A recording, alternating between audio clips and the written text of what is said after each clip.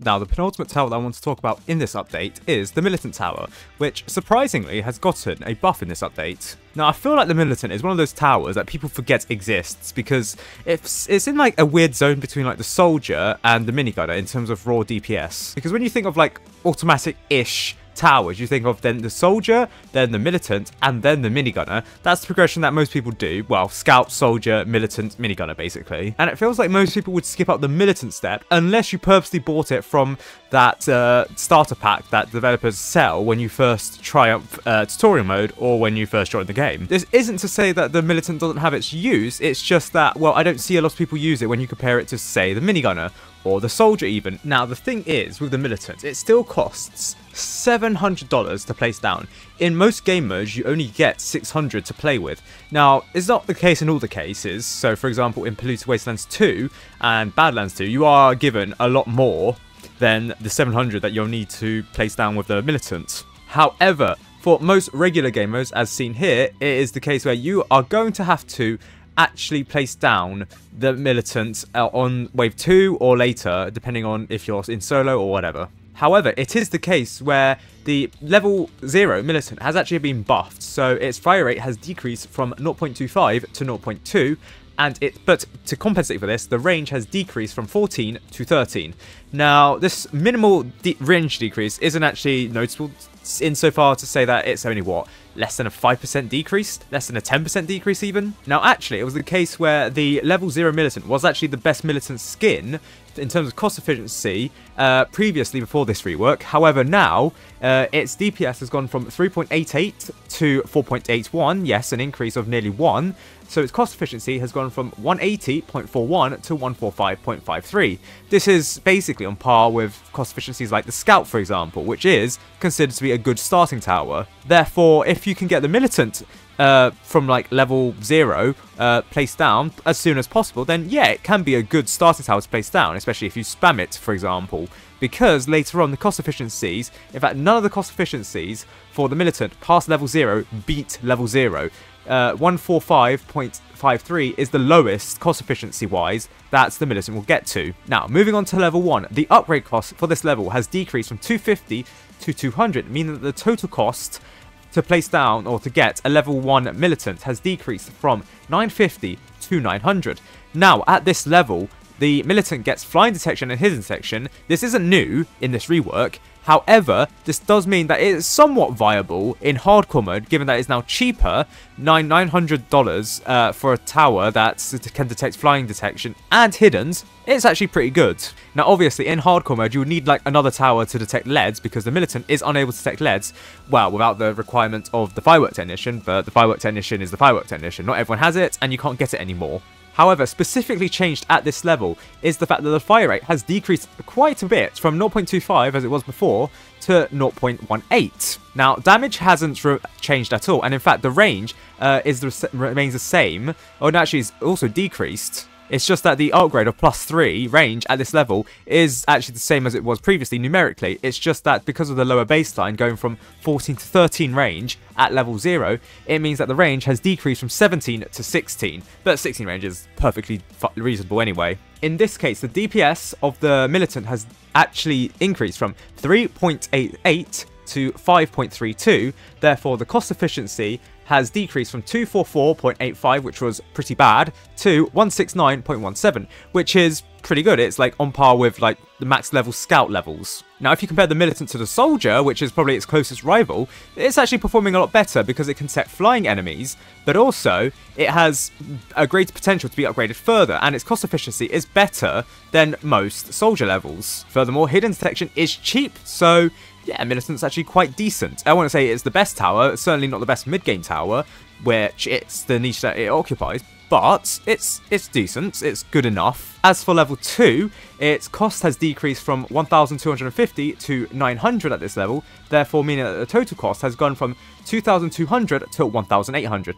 Now, you'll notice that the previous total cost for level 1 was 900, and here you're getting a 900 upgrade, and what it does here is just doubles its damage from 1 to 2. Effectively, this means that there is no difference placing down another level 1 militant or upgrading this to level 2 basically, because there's no change in range, there's no change in fire rate, it is just a straight double damage, which means that you're just doubling the DPS for a doubling of the price total. And in fact, it might be worse to place down level 1 militants because you won't have spots for all of them, suitable spots, compared to just upgrading this to level 2 and having a decent output from the militants. However, there is actually no change statistically at this level for most of the values, so damage remains the same at 2, the fire rate remains the same at 0.18, the range has actually decreased slightly from 17 to 16, and its DPS has remained the same at 10.64. So the only change that I've really mentioned is the fact that the total price for this has decreased, therefore meaning that the total cost efficiency has decreased from 206.77 to 169.17,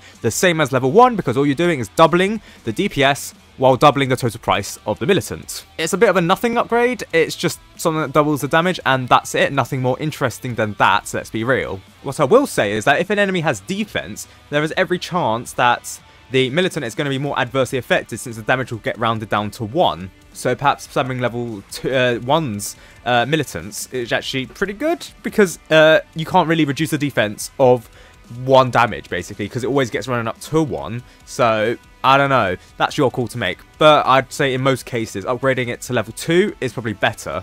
Meanwhile, as for level 3, this is where things get interesting. Not really, because actually the only thing that's changed here is the fact that the cost has decreased from 3,000 to 2,750 in terms of numerical value. Now this means that the total cost of the militant has gone from 5,200 to 4,550.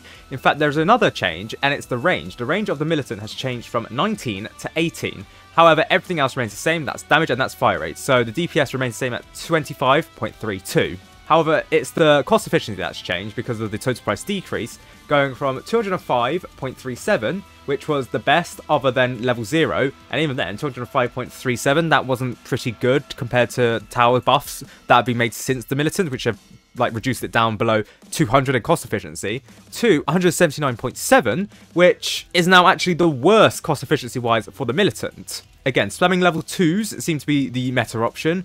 However, if you've run out of suitable parts or suitable spots for it, I guess upgrade to level 3. And I just realised you're still using, the developers are still using the upgrade icons from when this was used to be the John Tower. As you can see here, it's still got the white upgrade icons when it should be green. It's got a beret now, not a chef's hat. Meanwhile, as for level 4, here the upgrade cost has actually increased from 7,500 to 9,000. This means at this level, there's actually been a total price increase, the only total price increase in the militants at any level, going from 12,700 to 13,550.